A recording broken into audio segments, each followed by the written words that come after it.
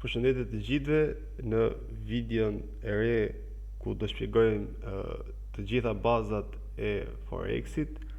Pra, dedikuar kjo video për gjithë të rinjt të cilët thjesht din shumë pak gjëra për Forexin, si funksionon, ose më saktë din thjesht të lexojnë sinjalet edhe kaq.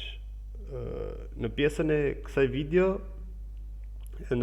videoje thjesht do keni pjesët më bazike, por do të keni parasysh që të gjitha këto nuk kanë lidhje pothuajse me pjesën e CRT-s, pjesën e CRT Advanced, ku do të thotë që nëse në shpjegimin e trendave apo në shpjegimin e modeleve apo FVG-ve apo ordoblogëve që thjesht do ju ndihmoj që si ti identifikoni, pra normalisht të pjesën bazë, është thjesht pjesa që ju të keni një ori minimale në këtë pjesë. Prandaj kjo është, siç po e thoja edhe në fillim, është një thjesht për të kuptuar si funksionon edhe mos të shpenzoni para në grupet të cilat këto që unë do ju tregoj sot në një vend tjetër do mësoni duke e pakuar. Sepse janë gjëra që ju pafund, nëse do keni pak dëshirë për të mësuar më shumë rreth kësaj, mund t'i gjeni kudo, me anë të librave, me anë të YouTube-it apo me anë të Google-it. Por unë sot do ju shpjegoj gjërat më interesante dhe gjërat më kulminante që ju duhet të dini për sa i takon Forexit ose më saktë bazave. Pjesa e parë i dedikohet trendeve, sepse normalisht trendi është shoku juaj më i mirë dhe ai i cili ju jep konfirmimet se në çfarë drejtimi ju do fokusoni për të kryer entry. Pjesa e trendeve ndahet në 3 pika. Kemi uptrendin, pra trendi i rritës që vetë nga emri nënkupton një trend i cili është në rritje. Kemi downtrendin, pra pjesën e zbritjes së tij. Kemi dhe sidewaysin ose ndryshe zonë konsolidimi. Në pjesën e një uptrendet karakterizohen me këto emërtime: higher low dhe higher high. Pra çdo higher high ose pikë më e lartë që krijohet në uptrend, duke u thyer nga një higher high seri, na krijon automatikisht thyrjen e strukturës. Higher low, higher high, higher low, pika më ulët e trendit, higher low, dhe krijimi një pike më të re quhet higher high. Në moment që kemi përsëri një thyrje strukture, ne krijohet një higher high seri ku kemi gjithashtu edhe një higher high tjetër. Pra ky është trendi rritës ose ndryshe uptrendi. Në pjesën e downtrendit kemi lower highsin dhe lower lowsin, pikën më të ulët të trendit, ku tashmë në këtë pikë trendi thyhet nga pjesa e kundërt të trendit, ku thyrjen e strukturës e kemi këtë pikë. Çdo thyrje strukture na krijon një lower lows të ri. Thyrje strukture, lower lows të ri. Çdo pikë testimi në uptrend quhet lower high, dhe e njëjta gjë dhe më poshtë. Pra, uptrend, downtrend dhe zona e konsolidimit. Zona e konsolidimit nënkupton një trend i cili nuk krijon asnjë higher highs të ri, asnjë lower lows të ri, as higher lows apo lower highs. Thjesht një trend ku tregu tenton të digi sa më shumë tregtar përgjatë tij. Është një trend i cili do pak eksperiencë në mënyrën se si ai tregtohet, ku në bazë të këtyre zonave të konsolidimit marketit dhe ju gjithashtu do të bazoni në çfarë trendi jeni. Nëse jeni në downtrend dhe tregu fillon duke bërë zonë konsolidimi, më pas hyni në fuqi ose në aksion, po themi, zonat e key levelsit dhe të rrësupit, për të kuptuar nëse do vazhdoj përsëri downtrendi apo nëse do kthehemi kthim të uptrendit. Gjë që kjo ju kërkon të jeni më advanced se sa pjesa bazike të këtyre trendeve. Skema bazike e këtyre trendeve të uptrendit apo downtrendit, ose më saktë forma vizuale që ju shikoni zakonisht në rrjetet sociale ose në kurset që mund të keni bërë në influencera, ju shpjegojnë gjithmonë që trendi funksionon në këtë pika. Kjo është thjesht mënyra më saktë le të themi se si një fillestar të kuptojë se si tregu lëviz dhe se sa trend e ka. Ku në këtë rast pika e parë e trendit ju e keni shumë thjesht për identifikuar që çdo thyrje e një pike më të lartë na krijon një higher high të ri. Dhe gjithashtu nënkuptoni që tregu po vazhdon trendin rritës apo jo. Por nëse do shikoni formën vizuale se sa bukur tregu vizatohet dhe gjithmonë mbas një thyrje strukture keni një order block apo një FVG që duhet kryeni entry. Okej? Pjesa më e bukur ku në këtë pjesë ju thjesht dini që po kriju higher high si ritistimi direkt order block FVG-ja futu, pa ditur se tregu gjithmonë do marrë likuiditetin në këtë zonë, sepse tregtia që ju do kryeni direkte do quheni ndryshe retail tradersa dhe jeni traderat të cilët gjithmonë do likuidoheni.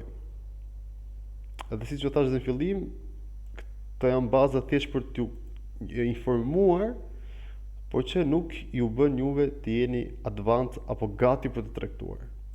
Sepse nëse do shikoni këtë lloj trendi, pra trend vizual, edhe nëse do shikojmë chartin, nuk besoj se ka ndonjë lidhje me këtë pjesë.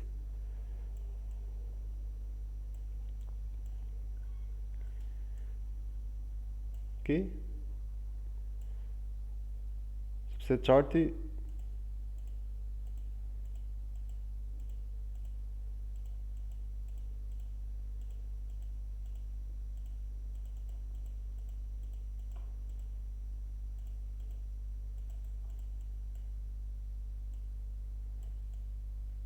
Pra, kjo është forma vizuale që ju mësoni, kjo këtu, edhe kjo është se si charti ose tregu lëviz në fakt.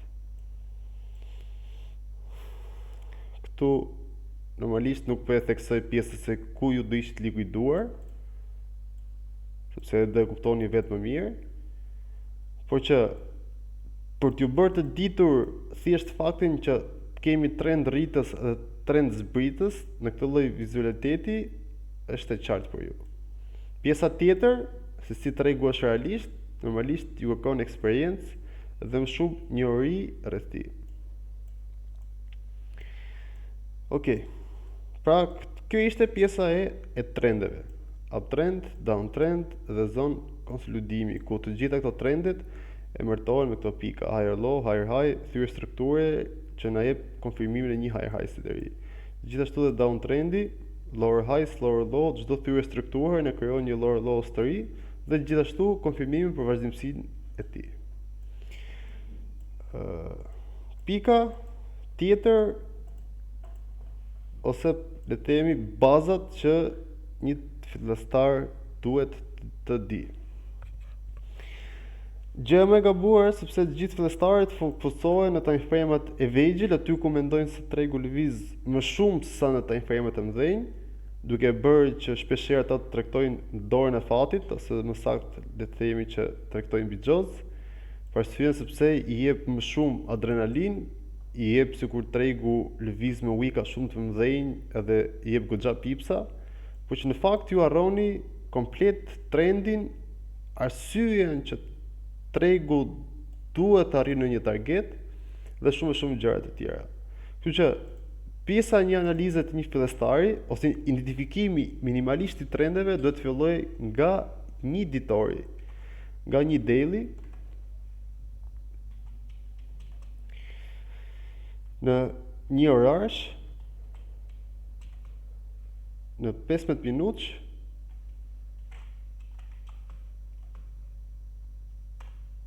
dhe nëse do jetë e nevojshme në 1 minutë. Pra, analiza e thjesht e trendeve dhe konfirmimit të tyre. Pra, kjo është minimalisht time frame i duhur. Kur flasim për këtë lloj time framesh, nuk ka lidhje me pjesën e CRT-s. Është thjesht baza që ju do të mësoni, pra, mësoni nga pika A derisa të arrijmë në pikën e fundit Z.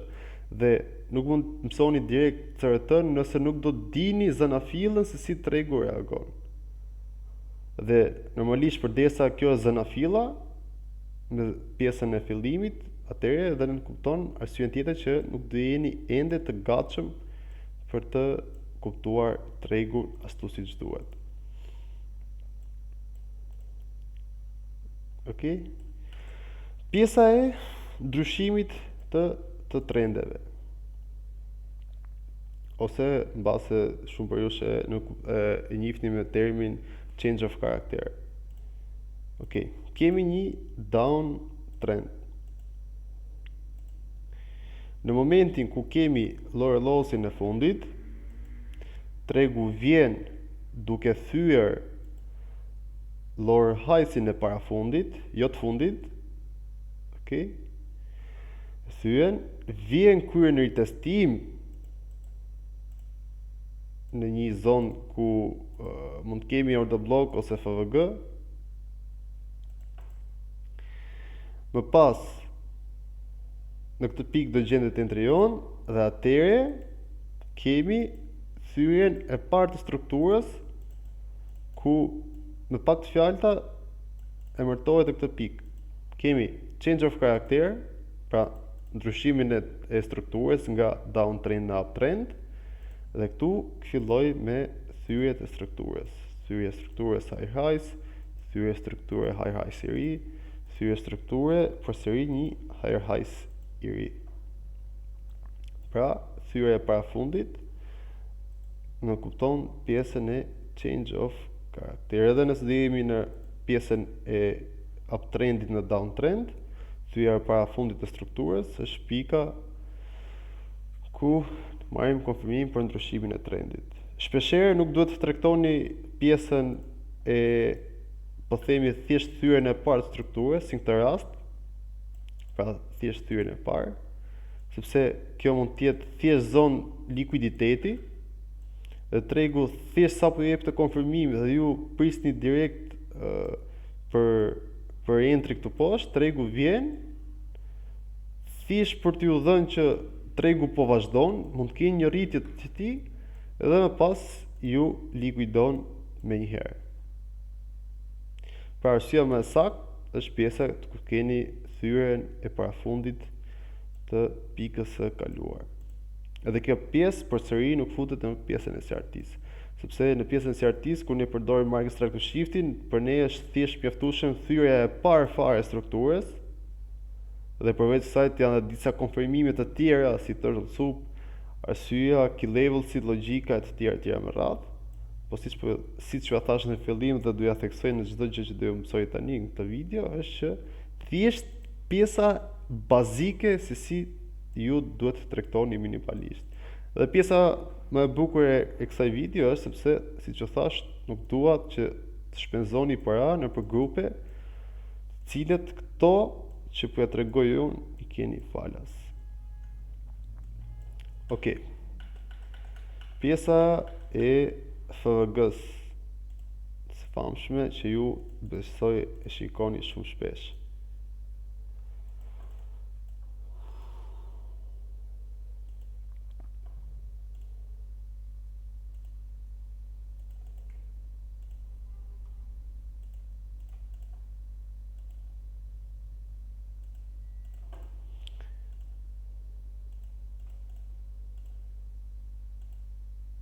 Okej. Pjesa e FVG-s ose fair value gap.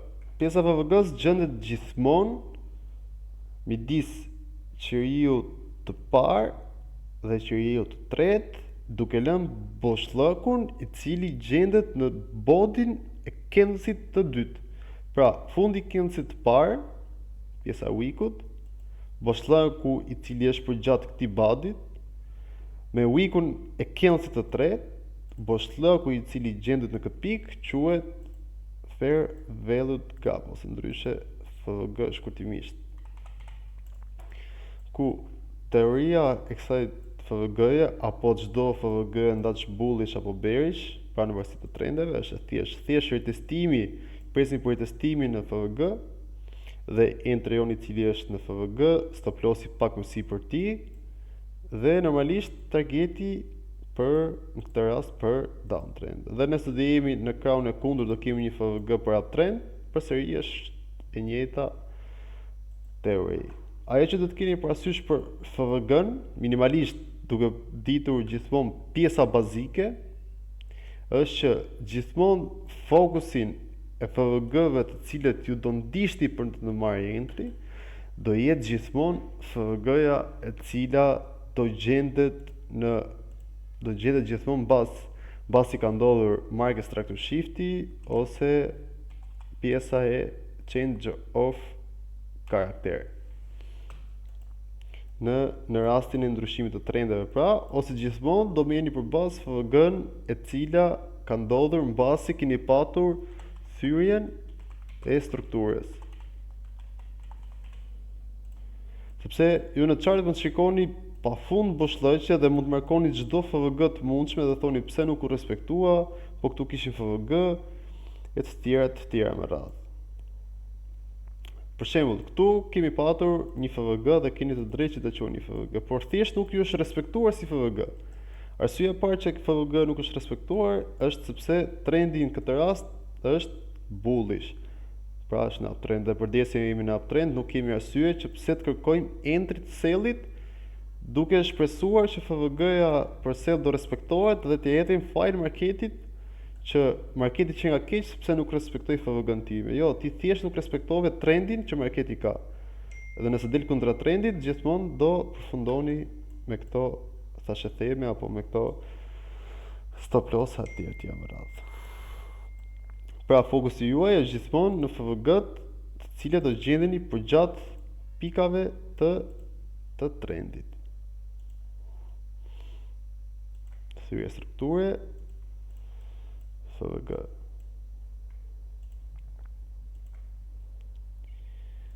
Thyrje strukture. Këtë rast nuk kemi patur entry me FVG. Nëse do kalim në pjesë pak më advanced.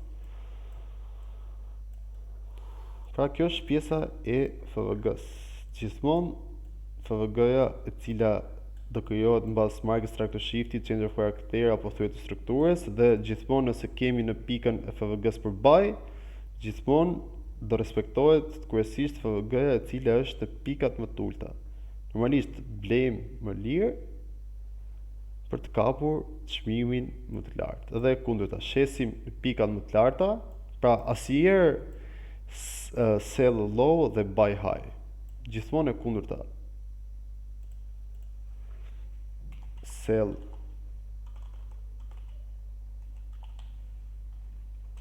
high dhe buy low.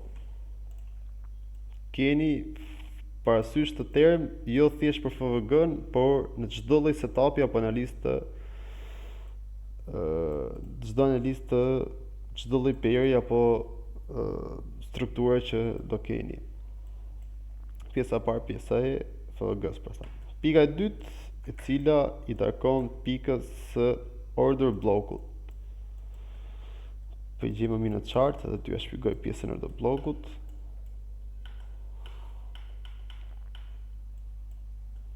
Okej. Order block.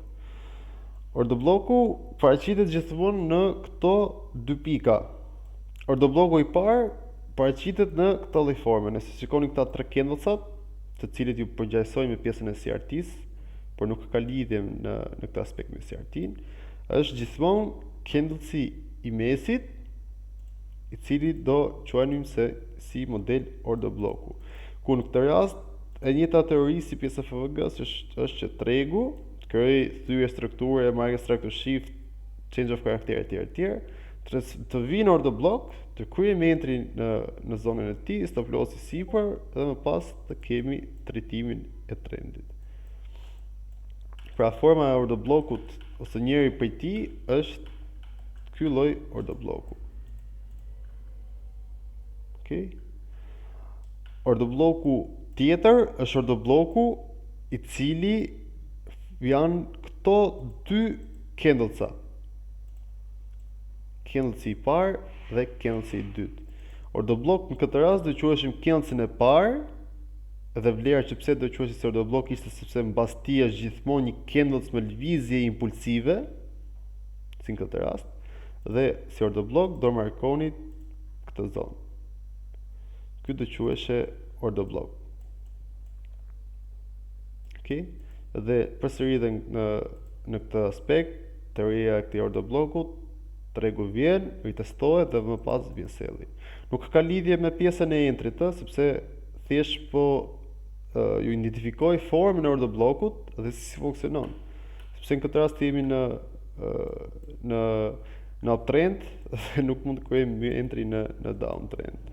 Por nëse do merrnim rast më i qenë në bazë të trendit, dhe ishte pjesa e këtij këtu. Ky ordo blok, entry on këtë pikë, stop lossi këtu poshtë dhe targeti minimalisht në hajsin e kaluar. Pra entry këtu dhe targeti juaj do ishte deri në këtë pikë. Pra, në këtë video deri tani keni mësuar trendet, keni mësuar FVG-n dhe ordo blokun dhe pjesën e time frame-ave të cilët ju duhet të studioni. Pra, çfarë do të bëni ju që në pikën e daily? Në daily ju shikoni se si trendi po na paraqitet, a kemi ndonjë le të themi ordo blok FVG apo arsye që pse tregu duhet të kthehej në këtë pikë, apo pse tregu duhet të vazhdojë në këtë pikë. Dhe duke qenë se jemi në gold, jemi në daily, nuk pjesën e përgjigjes ma bëni në koment. Çfarë mendoni ju që do jetë në këtë pikë tregu? Goldi do marrë të më qenë respektimin le të themi të këtij ordo blokut dhe do kthej sell, apo thjesht nuk do respektoj këtë ordo blok. Keni parasysh pjesën e fillimit që unë shpjegova për FVG-n ordo blokun, se kur duhen përdorur dhe si duhen përdorur, dhe më thoni se çfarë mendoni për pjesën e kësaj. Dhe mbasi në daily keni identifikuar ordo blok, fair value gap, thyrje strukture dhe të tjera më radh, kaloni në një orash për të saktuar ende akoma më shumë të zona, për të patur një zonë më optimale dhe normalisht stop lossi juaj të jetë më i vogël. Dhe mbasi të kryeni edhe pjesën në një orash, të identifikoni zonat, arsyet dhe thyrjet e strukturave, do kaloni në 15 minutësh dhe 5 minutësh për gjetur modelin ose entrin tuaj eksaktësisht.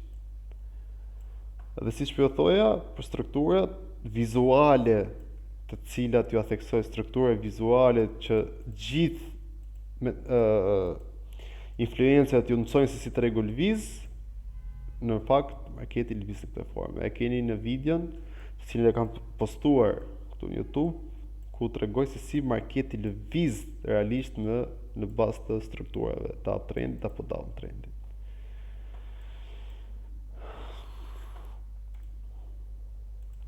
Okay.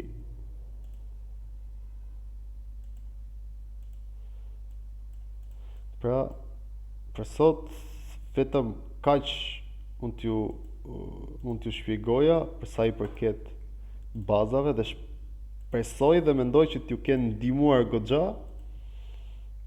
në këtë analizim të bazave ose të çdo fillistar i cili do të shëron të mësoj Forexin, duke ja bërë pak më të thjeshtë dhe më të qartë mënyrën se si të fokusohet. Gjithsesi, pjesa këtyre bazave, në momentin që ju filloni të tregtoni pjesën e CRT-s, nuk do ju nuvitë në kurrë dhe do ju duken gjërat më pavlerë që keni bërë ndonjëherë.